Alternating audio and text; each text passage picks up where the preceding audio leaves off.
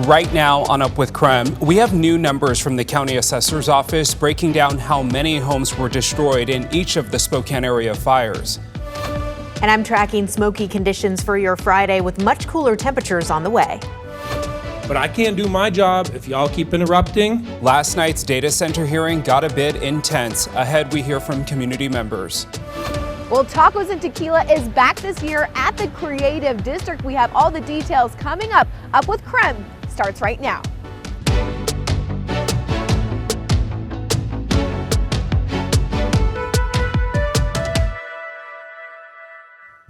Well, take a look at your screen here. Last night we had a partial lunar eclipse, and these are some of the great photos that you sent in. You can really see beautiful shots here and even colors too, Jenny. Oh yeah, and it's because we saw some of that increasing smoke and haze, and those light smoke particles, they actually can reflect light in a cool way, so that's why it looked orange on top of that. It really did. Pretty cool. Yeah, and if you got one, you can text them into us, 509-448-2000.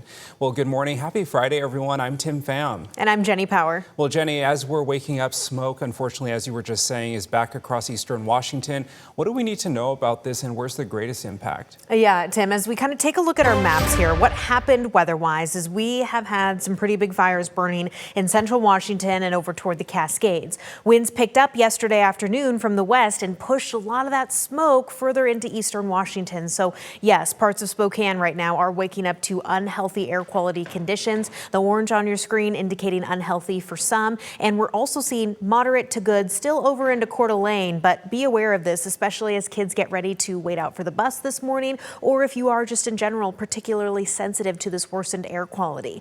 Now, winds today are coming out of the southwest in Spokane, a lighter rate, but this actually has the potential to push some of the smoke that we are waking up to further toward the northeast of Washington and the inland northwest. So we are looking at the potential break here later on this afternoon and this evening from some of these smoky conditions. But then tomorrow, winds pick back up again from the west, and we are looking at the return of some possible smoke and haze.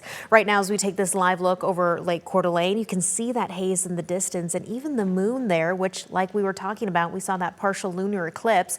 Temperatures are cool, 56 degrees right now in Spokane. So it's a noticeably cooler and noticeably smoky as we're waking up on this Friday.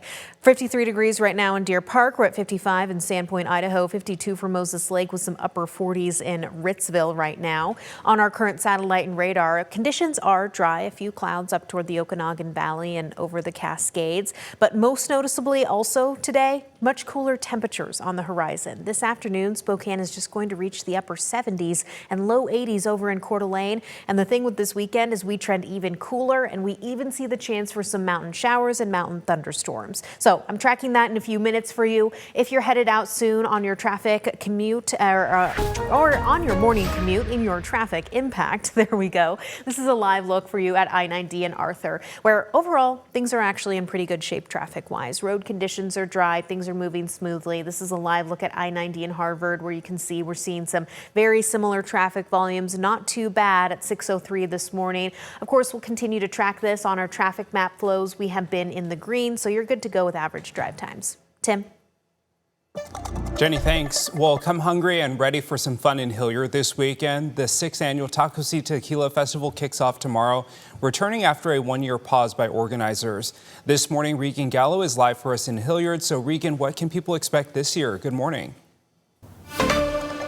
Okay, well, the Hilliard district looks pretty quiet right now, a little dead out here, but that's going to be a very different case tomorrow starting at 10 a.m. through 10 p.m. because yes, Tacos and Tequila is back after a one-year pause. So there's going to be so much fun. This is a way to celebrate not only culture, but also bring people together, have good music, have good performers, have good food, all of the things. A few other things to look forward to too. There's going to be a tequila as well as a beer garden and just a great time here in the creative Hilliard district. Now, a few other things is the fundraising for this goes back to Nuestras Raíces to support both cultural and behavioral health services to that organization, nonprofit organization here in Spokane. And we got to talk to one of the event organizers because of that one-year pause to talk about the excitement of being back this year. Take a listen. Well, one of the changes, most notable change, is that we are having Tacos y Tequila here in Hilliard District. So it's in the neighborhood instead of downtown, and it just really feels like a community. All the businesses are very supportive, and also the committee of Tacos de Tequila is a little larger this year. So we have some community members of the organization, but we also have business owners from here, from the district, that are part of that committee. So we're just very excited to bring it back. And again, there were some concerns around safety in the last year, which is why there was a pause. However, at the event in Hilliard, it's going to still be free and open to all ages. A few other things, if you want to support the cause here, you can also purchase the festival bandana. That's about $7. And then there's a lot of t-shirts you can also purchase around $25. And this year, too, was really important for event organizers to also support wildfire victims here throughout Spokane. So come hungry, come with having the willingness of having a good time. I'm tongue-tied this morning, as you can see, as everything kicks off tomorrow at 10 a.m. And we're going to be talking to one of those vendors coming up here in the next half hour. But for now, at the Creative Hilliard District, Regan Gallo, back to the studio. Regan, thanks. The Spokane County Assessor says the Spokane area fires have caused around $1 billion in damage. I sat down one-on-one with the County Assessor, Tom Konis, to learn more about the economic impact. Talk about how you get to that number. You have a background in real estate, obviously, as well. How does your office calculate that number? Yeah, we're looking at not the structures, of course, that were lost, but also the personal property that was involved, including people's cars. And then also the other major economic impact was we had a lot of people that were without being able to work for a week and a half while they were evacuated. Wow. One of my staff, the closest hotel she could find was in Kellogg. Wow. And so she teleworked, thank goodness, but it was quite the burden on people. And that's kind of where we came up with the $1 billion. Wow. To watch my full interview with County Assessor Tom Konis, it's streaming right now on the KREM 2 app. Just scan the QR code on your screen to download and watch on your phone or TV for free. New this morning, we are getting new numbers from the County Assessor's office on how many properties were destroyed in each of the 3 Spokane area fires. The County Assessor's office is going to each of the impacted communities. Surveying for the Fairview and Autumn Lane fire is now complete. They say 24 homes were destroyed in the Fairview fire, while 45 homes were destroyed in the Autumn Lane fire. Right now, surveying for the Old Trails fire is still ongoing. So far, 267 properties are considered destroyed, but that number is expected to increase. It's important to note here that these numbers are only destroyed homes. It does not include structures or partially damaged property. People who lost their homes in the Spokane area fires could get $10,000. Longtime Spokane developer Walt Worthy created the fund in memory of his late wife, Karen. The Inovia Foundation is helping facilitate the gift. They'll be working with the Spokane Region Long-Term Recovery Group to get that money to families. Homeowners and renters can qualify as long as the home was their primary residence and was destroyed or deemed a total loss. Nearly 700 homes fall into that category.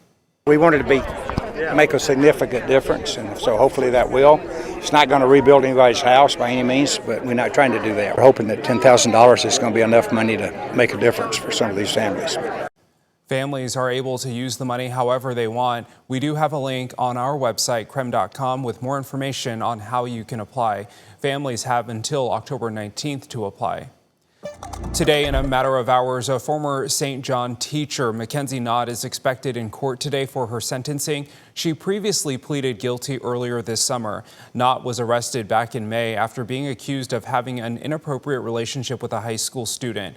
The former first grade teacher could face 6 to 12 months in prison, as well as register as a sex offender. Looking ahead to tomorrow, the Grant County Health District is holding their 4th annual Community Resource Fair for International Overdose Awareness Day.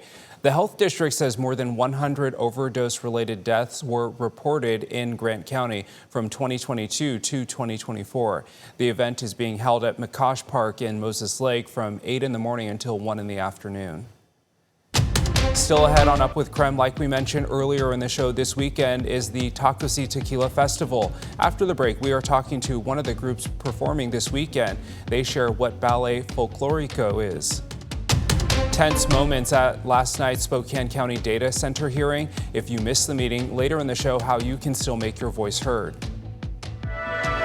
And it's time for your wake-up call. We want to know, how are you planning to spend the rest of your summer? What are your end-of-summer plans? Someone said going to a concert in Seattle. Someone came back from the Dominican Republic. Lots of fun things going on. And the Palouse Fair even. Let us know what you're doing to end the summer, 509-448-2000. If you're going to be near the Gonzaga campus today, expect the area to be a little bit busy because today is move-in day. Classes start next week. Also today, we want to wish the students, teachers, and staff at the Keller School District a fantastic first day of school.